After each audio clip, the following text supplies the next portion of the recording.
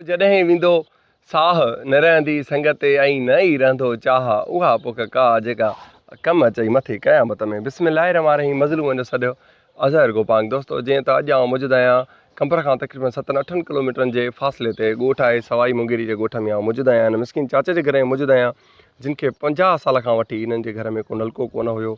चाचे वारनि खे तमामु घणी तकलीफ़ हुई, परे खां पाणी भरे ईंदा हुया ऐं वसियत न हुई इन्हनि खे नलके हणाइण जी। सो तमामु सुठो दोस्त अलाह पाक उन्हनि खे वधाईंदो। कराचीअ खां कंहिं को आहे सखी इंसानु उन्हनि झलियो आहे त उन्हनि जो आउं नालो न खणां। उन्हनि 10,000 रुपया मोकिलिया हुया जिन मां अॼु असीं अल्हम्दुलिल्लाह चाचे खे ई नलको अॼु असीं हणाइनि वाधिकी समेत।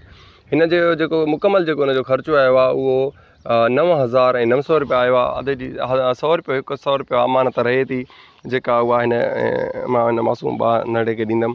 सो अलाह पाक कराची वारे दोस्त जे रोज़ी रिज़्क़ में बरकत विझंदो। अलाह पाक उन्हनि खे पंहिंजी हर मक़सद में कामयाबु कंदो। अलाह पाक उन्हनि जी फैमिली ॾे ख़ैरु फ़रमाईंदो जंहिं मिसकिननि जी वार कई आहे ऐं मिसकिननि खे पाणी पीआरियो आहे। दोस्तो सभिनी सवाबनि खां अफ़ज़ल सवाबु आहे कंहिं इंसान खे पाणी पीआरण जो।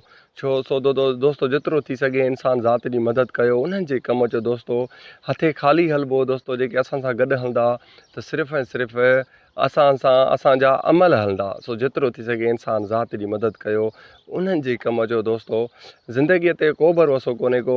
अॼु असीं ज़मीन जे मथां आहियूं ऐं सुभाणे असीं ज़मीन जे हेठां हूंदासीं। फ़र्क़ु सिर्फ़ु ऐं सिर्फ़ु हिकिड़े ॾींहं जो आहे ऐं अलाह पाक उन कराची वारे दोस्त जे रोज़ी रिज़्क़ में बरकत कंदो। अलाह पाक उन्हनि जी फैमिली ॾे ख़ैरु फ़रमाईंदो जंहिं मिसकिननि मथां एॾी वॾी महिरबानी कई आहे। मूं वटि अल्फाज़ न आहिनि जेके मां उन्हनि जे लाइ चवां। दोस्तो जेतिरो थी सघे इंसान ज़ात जी मदद कयो ऐं उन्हनि जे कमु अचो। जी दादा। ॾाढी पाणी जी ज़रूरत हुई, नलके जी वॾी ज़रूरत हुई। अलाह उन्हनि खे हणाए ॾिनो। अलाह ख़ुशि कंदुनि। रब पाक उन्हनि ॾे ख़ैरु कंदो जिन पैसा मोकिलिया। अलाह उन्हनि ॾे ख़ैरु कंदो। रब पाक उन्हनि जे बचड़नि ॾे ख़ैरु कंदो।